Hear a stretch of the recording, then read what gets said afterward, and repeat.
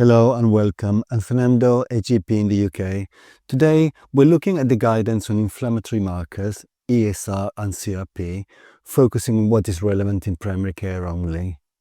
For this, I have reviewed a number of NHS guidelines and medical publications. A full list of the sources consulted can be found in the episode description. Right, without further ado, let's jump into it.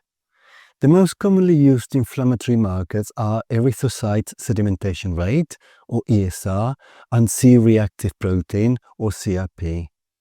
ESR and CRP are not only frequently ordered in primary care, but also the rate of testing appears to be increasing. It is estimated that for every 1,000 inflammatory marker tests done, there are 236 false positives, which leads to 710 GP appointments, 229 blood test appointments, and 24 referrals in the following 6 months. Furthermore, there are concerns about excessive testing because clinicians often check multiple inflammatory markers simultaneously. So this is the reason why it is generally advised to avoid using these tests for screening or as a rule out for patients with non-specific symptoms. But let's start with the basics. Inflammation is a fundamental response to injury, infection, or disease. It involves a complex cascade of immune mediators, which leads to the production of acute phase reactants, that is, proteins that increase in response to inflammation. This is where ESR and CRP come into play. Let's have a look at them individually and in a little bit more detail. And let's start with CRP. What makes CRP clinically useful? Firstly, CRP is used to assess the progression of inflammation and infection. Unlike ESR, the CRP test measures the level of just one specific protein.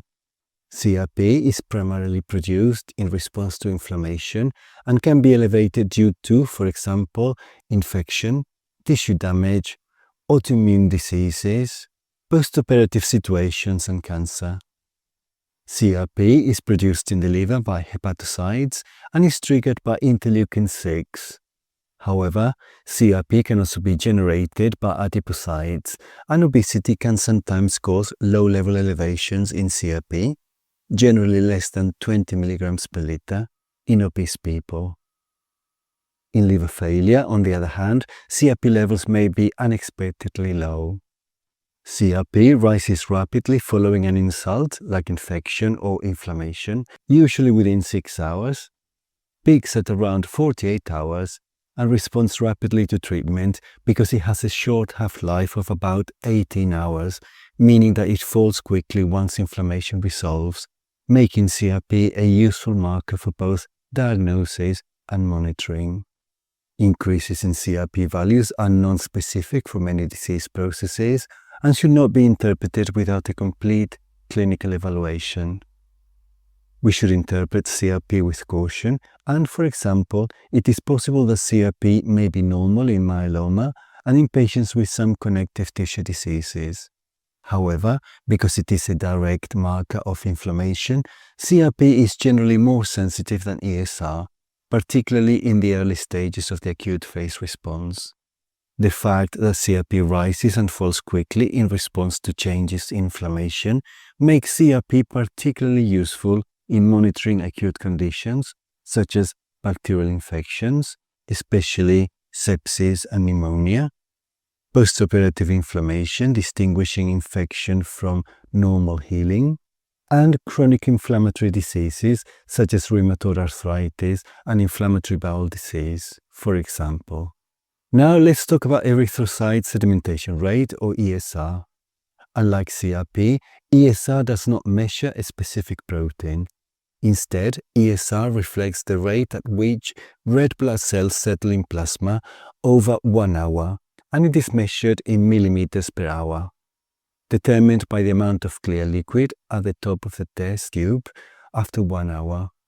During inflammatory states, fibrinogen and other plasma proteins increase, which cause red cells to stick together, making them fall more quickly. So what are the key characteristics of ESR? It is an indirect measure of inflammation. ESR rises more slowly than CRP and can take up to 7 days to peak, making it less useful for acute diagnosis and treatment monitoring. Importantly, ESR may be normal, especially in the early stages, in conditions like cancer, connective tissue disease, and infection, so normal ESR cannot exclude these diagnoses. ESR is best for measuring immunoglobulin load, which is useful in connective tissue diseases, myeloma, and some hematological malignancies. ESR is influenced by multiple factors, including age, sex, anemia, and hyperlipidemia, meaning that ESR levels are higher in females and with increasing age. And finally, samples taken during difficult venipuncture may give erroneous results, which may not be accurate on short, clotted, or hemolyzed samples. So, if ESR is less specific than CRP, why should we ever want to use ESR instead of CRP? Well, ESR is best used in chronic inflammatory conditions. Examples are polymyalgia rheumatica, or PMR, templar arthritis or giant cell arthritis, and multiple myeloma, as well as other hematological malignancies. So let's recap, because this is the interesting part. We know that both ESR and CRP indicate inflammation, but when should we use one over the other? From a general point of view, CRP should be the first-line test in most cases. On this basis, we should use CRP when we need rapid information on acute infections or inflammatory conditions. We want a result with distinct normal and abnormal reference ranges without variations for age or gender. We want to monitor treatment response, since CRP normalizes quickly, or if we suspect acute problems like bacterial infections, postoperative infections, or autoimmune flare-ups. However, we should use ESR when we're dealing with chronic inflammatory conditions, such as PMR or giant cell arthritis. We need a marker of long-term inflammatory burden, or when we are investigating hematological malignancies like myeloma. Next, let's discuss some common pitfalls and limitations of these tests.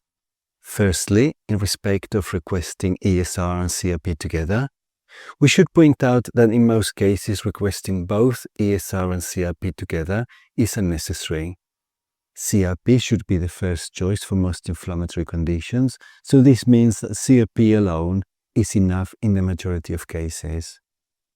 However, exceptions could be polymyalgia rheumatica, giant cell arthritis, and hematological malignancies, where having both tests may be useful. Secondly, we should avoid over-reliance on inflammatory marker results. This is because a raised ESR or CRP does not automatically mean infection or autoimmune disease, because many factors can increase inflammatory markers, including pregnancy, aging, and obesity, and because we should always correlate results with the patient's history and clinical signs. And thirdly, we have the pitfall of false positives and incidental findings. And let's remember that for every 1,000 inflammatory marker tests done, 236 are estimated to be false positives, and that this can lead to unnecessary GP consultations, additional tests, and patient anxiety. Before we conclude, let's look at the interpretation of results. So how should we interpret ESR and CRP? Well, when we receive an inflammatory marker result, we should always ask ourselves, is the elevation significant? Does it correlate with the patient's symptoms? And does it change the management plan? Whilst you could think that this is obviously the trickiest part, in fact, interpretation should be relatively straightforward, as long as there's a clear indication against which the test result can be evaluated. The difficulty lies in the interpretation of an incidental abnormality when no specific disease is suspected. In these cases, we should carry out a systems review, focusing on infection, autoimmune conditions, and malignancy, plus examination of the patient.